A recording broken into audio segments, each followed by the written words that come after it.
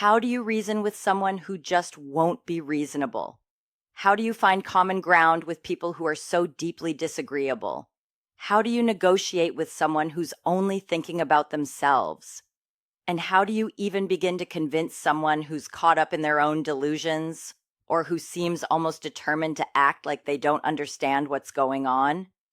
These are questions I found myself reflecting on during a recent live conversation where I was talking about staying grounded in reality, about holding firm to your boundaries, and about not getting pulled into the games narcissistic people try to play, but on their terms. After that conversation, I thought it might be really helpful to take a closer look at what's actually happening inside a narcissist's mind when someone starts to stand up for themselves, when someone begins to speak clearly, with confidence, and enforces their boundaries. What happens when none of the usual tactics they rely on work? When they lose control? First, it's important to remember that almost everything about a narcissist is a kind of performance. Their behaviors, their words, their entire way of being. It's all designed to protect a false, fragile sense of who they think they are. They need other people to confirm their story, that they're superior, flawless, deserving of special attention and special treatment. But here's the thing. The only way they can get that validation is by controlling and manipulating others, by getting people to go along with their fantasies. Because underneath it all, there's very little that's real. So when someone starts to see through that false front, when they stop playing along with the grandiose stories, when they refuse to give the narcissist the attention they're desperately craving, what you often see is something like an identity crisis. The narcissist begins to lose their grip, not just on you, but on themselves. The first thing they usually experience is denial. And I don't mean just the kind of denial where someone pretends they don't know what's happening or acts confused or innocent. This denial is deeper, more internal. It's a refusal to accept anything that contradicts their version of themselves. In other words, they deny reality. So when you start to assert yourself, when you answer back with facts and refuse to play their games, their sense of self starts to crumble. And because facing the truth about themselves would be too painful, they reject the idea that they've done anything wrong. They can't allow themselves to be honest with who they really are. What we often see then are desperate attempts to regain control, anything to defend that fragile self-image. This is why, when you try to explain how their behavior has affected you, you're often met with deflection, with wild distractions, with what feels like crazy sideshows. They'll convince themselves and try to convince you that maybe what you're seeing isn't real, or that it's only temporary. Maybe there's something wrong with you. Maybe you'll come around soon. Maybe things will go back to the way they were. But the more you push back, the more you refuse to play along, the more they might start to believe that someone else has turned you against them.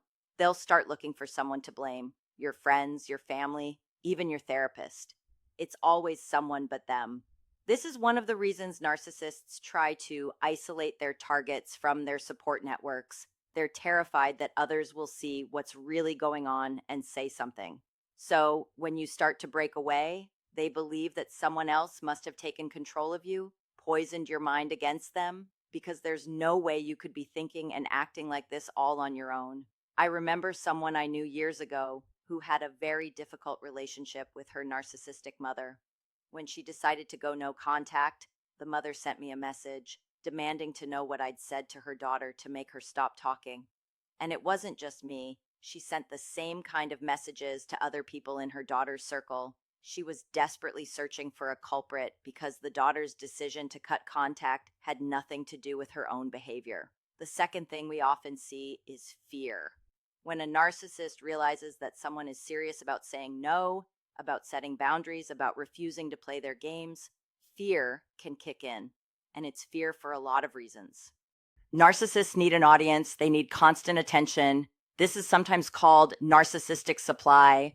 They depend on other people for it because they can't generate it themselves. So the thought of losing that supply, the attention, the admiration, the control, can bring up a deep fear. There's a kind of irony here. They need you more than you need them. but they act as if they're doing you a favor by allowing you to be in their presence. The more confident and determined they see you, especially if you're calm, steady, and not angry or desperate, the more that fear rises inside them. They fear becoming irrelevant. When their usual tricks, manipulation, gaslighting, stop working, that fear can turn into a sense of powerlessness. They fear being nothing, being alone. And when people stop giving them attention, they're not getting what they need to function.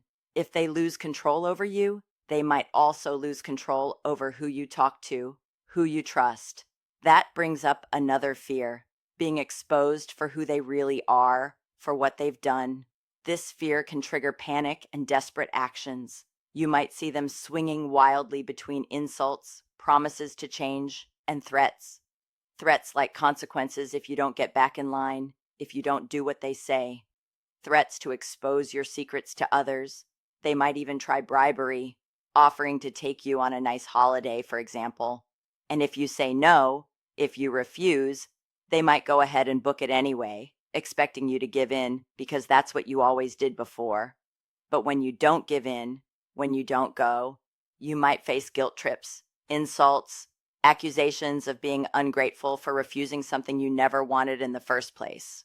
Next, they'll try to explain away what's going on with you, because clearly there must be something wrong with you. Maybe you have problems at work. Maybe you have unresolved issues from your past.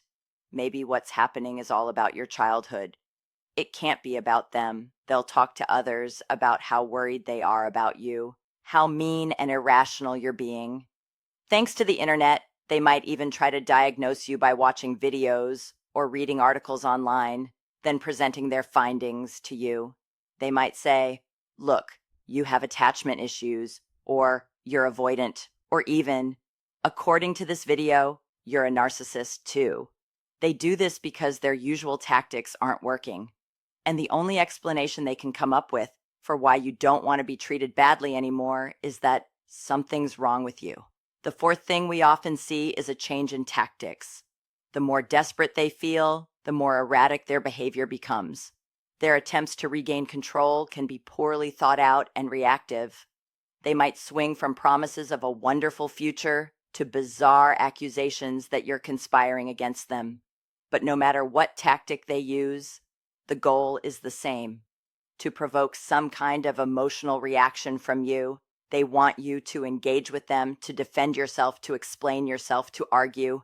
They fear losing that engagement because for them, bad attention is better than no attention at all.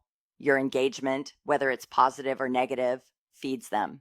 They might show exaggerated upset, accuse you of betrayal, put on a false front of confidence, pretend they don't care. But that can quickly turn to outrage the moment you show you don't care either. Sometimes they might even threaten to harm themselves or others. In the early stages of breaking away, what you often find is that the less you react the way they want you to, the more they escalate their provocations. Which brings me to number 5. When you don't respond the way they expect or want, frustration builds. That frustration can turn into anger. How dare you refuse them? They believe they're entitled to your compliance. And when they feel hurt or betrayed, they can become very vindictive. In their minds, you caused their pain. They think their anger and desperation give them moral immunity. So anything they do to hurt or punish you is your fault. You made them do it.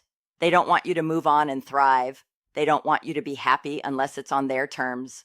Because of their own emptiness and shame, they want you to spend the rest of your days regretting the pain you caused them, and that pain is probably just you saying no or refusing to play their rigged games anymore.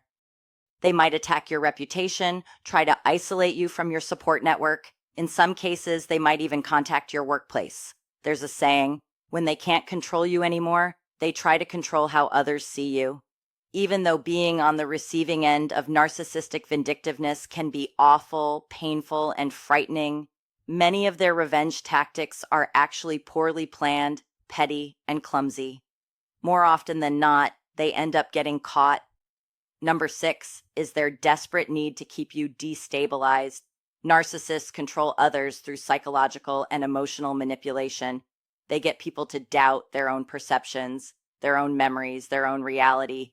This is gaslighting. So when someone is able to stay grounded, to trust their own perceptions, the narcissist often steps up their efforts to make them doubt themselves.